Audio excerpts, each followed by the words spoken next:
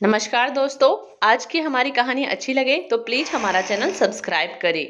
अरे बहू, कितना तामझाम कर दिया। यहाँ देखो तो बाहर निकलकर एक बार, पूरा घर ही लुट जाएगा। बुआ जी घर के अंदर आती हुई चिल्ला रही थी। क्या हुआ बुआ जी?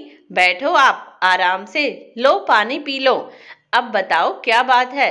कल्पना ने अपनी बुआ सास के पैर छूते हुए कहा। कल्पना जो घर की बहू और सारे घर के काम की बागडोर कल्पना और उसके पति आयुष पर थी। आयुष की छोटी बहन की शादी की तैयारी चल रही थी। आयुष की मां कांता जी अभी कुछ ही महीने पहले कैंसर की वजह से भगवान को प्यारी हो गई और अपनी बेटी मिन्नी के हाथ भी पीले ना कर पाई।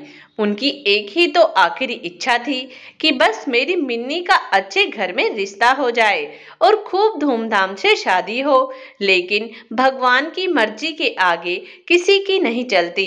उनके जीते जी मिन्नी का रिश्ता नहीं हुआ। कांता जी ने जाते जाते कल्पना और आयुष का हाथ अपने हाथों में लेते हुए कहा, अब तुम ही दोनों मिन्नी की माँ और पिता हो। क्योंकि आयुष के पिता तो उन्हें बचपन में ही सड़क हादसे में चल बसे थे। बस तभी से कल्पना और आयुष ने मिन्नी की शादी में सब मिन्नी की पसंद से लिया। और जब शादी में रौनक को देखकर बुआ जी कहने लगी, सारी कमाई अपनी मिन्नी की शादी में ही लगा दोगी क्या? तुम्हारी बेटी के लिए नहीं बचाओगी कुछ? हाँ, कल्पना ने मुस्कुराते हुए कहा। बुआ जी, वो भगवान है ना, सब करेंगे। और मिन्नी भी तो इस घर की बड़ी बेटी है। और फिर घर के कामों में लग गई। 2 दिन बाद जब शादी थी तो कल्पना ने अपने सोने के कंगन बुआ जी को दिखाते हुए कहा कि ये मैं मिन्नी को कन्यादान में दे दूंगी। मम्मी जी की बहुत सारी यादें जुड़ी हैं इनसे। बुआ जी तुरंत बोली, बहू पागल हो गई हो क्या तुम? सब कुछ तो अपना लुटा रही हो और अब ये कंगन भी। ये तो तुम्हें मुंह दिखाई में मिले थे, अपने पास ही रखो। कल को तुम्हारे बेटा होगा, बहू आएगी, तब क्या दोगी? कल्पना बोली, तब की तब देखेंगे बुआ जी। बुआ जी मुंह बनाने लगी। मिन्नी हंसी खुशी घर से विदा होकर चली गई।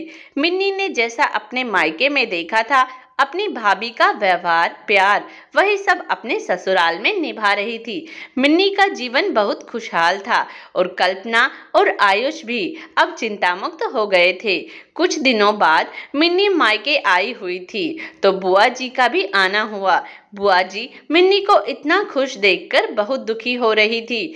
आखिर बुआ जी ने कल्पना को कहा कि मेरे बेटे बहू ने मुझे घर से निकाल दिया है। मैं परेशान हो गई, घर में रोज रोज कलह होता है और तूने यहाँ अपनी नंद को फिर बुला रखा है। अब शादी हो गई, सब जिम्मेदारी निभा ली तूने, फिर भी क्यों खर्चा करती है?